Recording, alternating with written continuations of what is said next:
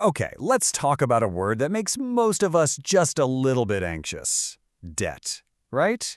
For so many people, it just feels like this heavy weight, this burden that's holding you back.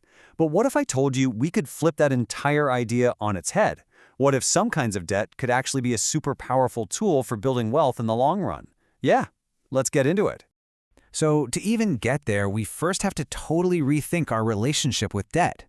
This isn't about some fantasy where you avoid debt entirely. Nope, it's about getting smart and understanding how to use it strategically.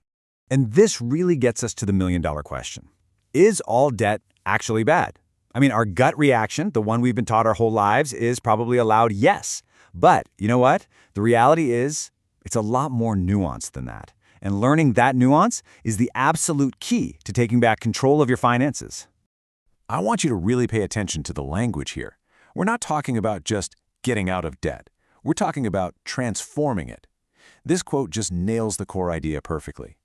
Debt can become a calculated instrument, a tool you choose to use very deliberately to build the financial future you want. So how do we actually do that? How do we make that transformation happen? Well, it all boils down to one critical distinction. You have to learn to separate your debt into two completely different buckets, the productive kind and the detrimental kind. All right, first up, let's talk about productive borrowing. Honestly, you can just think of this as good debt. This is the money you borrow to buy something that's expected to grow in value or actually generate income for you. It's truly an investment in yourself, using someone else's capital to strategically boost your own net worth over time. And then, on the complete opposite end of the spectrum, you've got detrimental debt.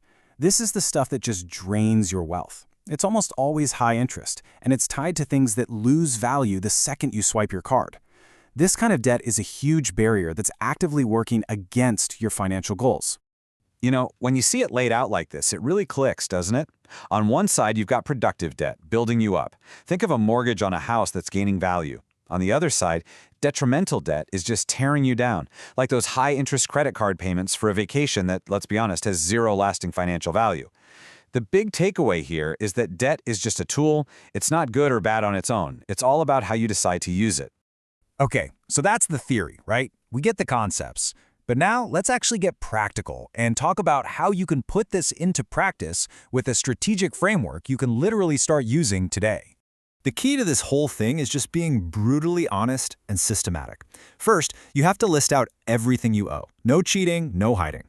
Then, for each one, you gotta ask, does this have the potential to add value to my life? Once you've done that, you can categorize each debt as either productive or detrimental.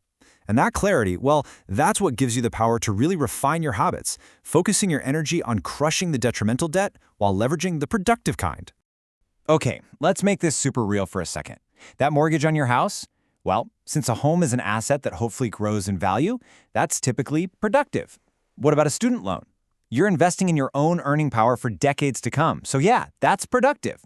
But that growing credit card balance from a few shopping sprees, that's classic detrimental debt, my friend. And it's just siphoning away your money with every single interest payment. It's a simple exercise, but wow, is it a powerful way to see where your money's really going. And now you can probably see how this all starts to fit together. Following this framework, it isn't just some boring accounting exercise. No way.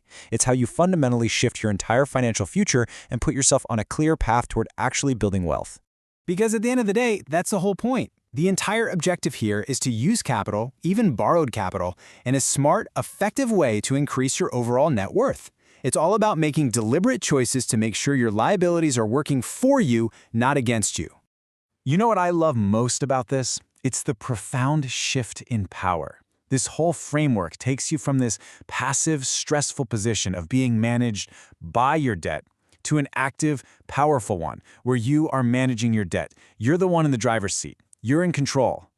So, as we wrap this up, I'm going to leave you with a question to chew on. I want you to take a hard look at your own finances and ask yourself this: which of my debts are tools actively helping me build the future I want? And which ones are traps holding me back from getting there? Seriously, the answer to that question, that's your key to financial freedom.